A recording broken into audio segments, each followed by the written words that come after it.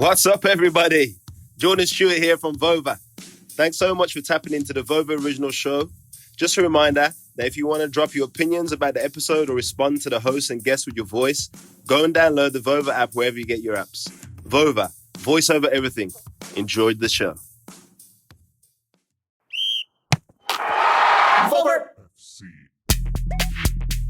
We circled our calendars. We waited patiently for a couple of weeks. The Messi mania, that was the actual move to PSG from Barcelona, full of twists and turns, of course, and emotional outpourings, really the most memorable from Lionel Messi himself at FC Barcelona headquarters before leaving for Paris. You cannot quite expect the actual debut to hold that kind of weight, can you? Well, it really didn't, with Messi substituting in for Neymar in the 65th minute in a road game for PSG on Sunday, and this coming after two goals that essentially stole the show. Vover FC, the sound of world football here on Vover. That's voice over everything as the transfer window is nearing a close on Tuesday. I'm Laurence Scott, and the handful of touches that Messi got on the road against Rem, yielding not much of anything, but at this point, that's hardly the point. Already up 2-0 with Kylian Mbappé gracefully, powerfully, and joyfully delivering those two goals before Messi's entrance.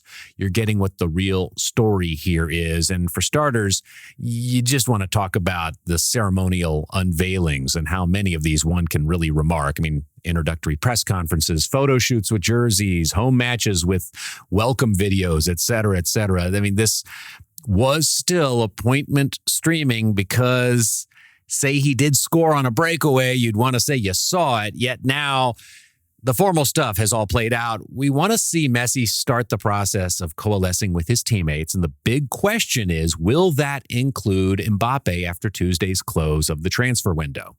You would think that PSG wouldn't take the bait.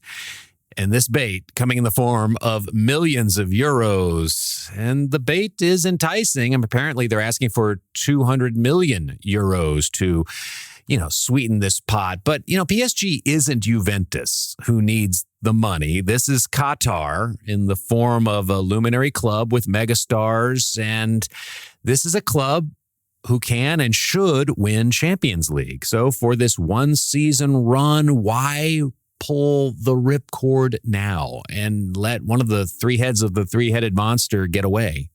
You wouldn't for now. It doesn't make too much sense. I mean, PSG was one of the clubs that stood outside of and against, in principle, the European Super League.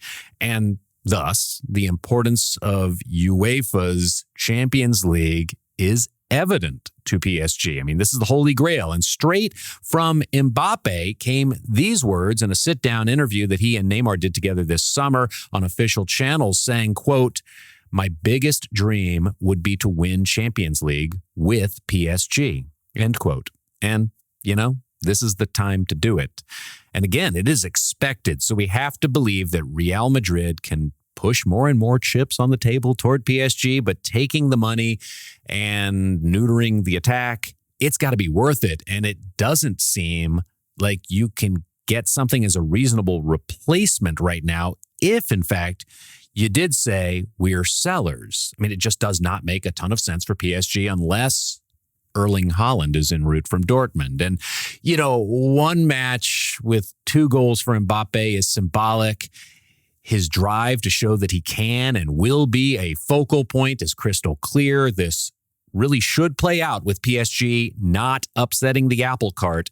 Yet we really have no idea how far President Perez is willing to go for his Real Madrid club. We've seen this will for Galacticos in the past. This would be the third wave, but you want to look at what was a well-managed situation. It was Mauricio Pochettino. I mean, you're talking about playing time for all of these stars, Messi's debut, and then the personal touch to all of this, keeping it all in a balance. That a Pochettino specialty. Here's Poch post-match regarding Mbappé saying, quote, "He is our player. But you know the business. It's full of rumors. Our president and our director are very clear. He is here with us, and we are happy with him. He is an important player, and it is a gift to have him with us," end quote. That's not just diplomacy. I mean, it says something too. It is a gift, and it's a gift for all of us, especially if it's Messi, Neymar, and Mbappe running the gauntlet together in Champions League. This, of course, something to keep an eye on. Now, for some Monday notes as we enter a week with the first international break of the new campaigns underway and La Liga with several intriguing matches. I mean, Barca getting by Getafe with Memphis Depay looking very comfortable and confident, scoring a game winner, giving Ronald Koeman just enough. That is one thing, and we are obviously keeping an eye on this as we watch Barca in the matches that are now taking place with Messi's departure. But wow, what an ending in Madrid at the Wanda Metropolitano on Sunday. I'm watching this, and you're seeing Atleti on their heels. They had all kinds of shots on goal, so it was kind of a real head-scratcher that it was this situation. One goal from Luis Suarez for Atletico Madrid still had them facing defeat, down 2-1 with added time about to expire. I mean, we're talking mere seconds away from the whistle blowing, and then basically out of nowhere, Villarreal with an own goal meltdown. Oh, and what on earth has just happened? Goodness gracious me! With no threat apparent, out of absolutely nothing, Atletico are level again, and Correa walks away with the ball.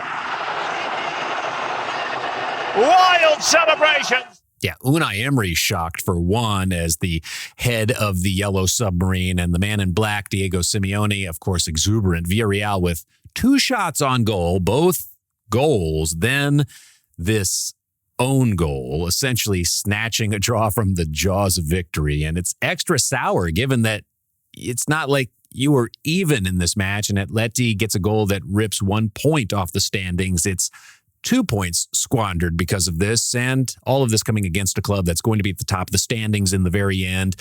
Of course, we're just 3 matches into the La Liga season, but no team in La Liga has only victories, and we're seeing 6 teams right now bunched at the very top with 7 points from 2 wins and a draw each. So, of course, things will sift out eventually, but what's to be expected here is probably a year with Sevilla, Valencia, Real Sociedad all in the mix with Atleti, Barca, and Real Madrid. And it keeps things extremely interesting, though, for Villarreal, who last won Europa League and thus is one of the 5 La Liga clubs in Champions League.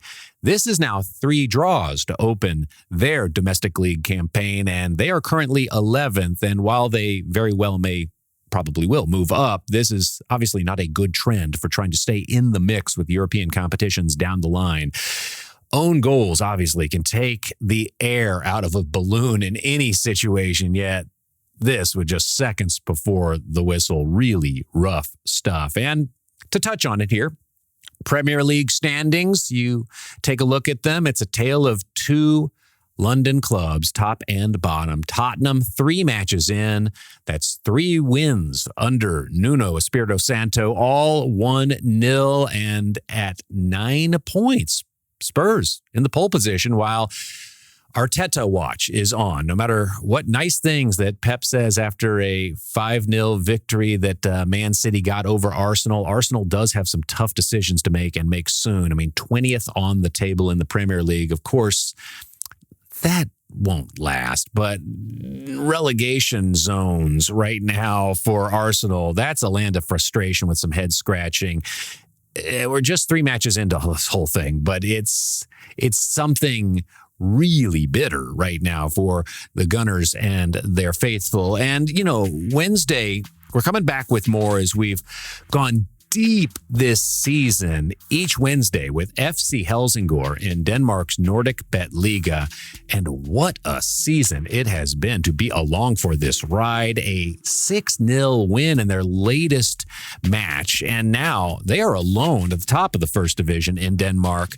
Join us, please, for this midweek conversation as with the transfer window closing, I mean, It's not just this Vover podcast feed, but also on the Vover app, we keep the conversations going. If you enjoy our podcasts, well, get in the mix and download the Vover app and be part of all of this talk. We are excited to be bringing you the very latest in both podcasts and on the Vover app. And we do thank you so much for joining us for this Monday edition of Vover FC.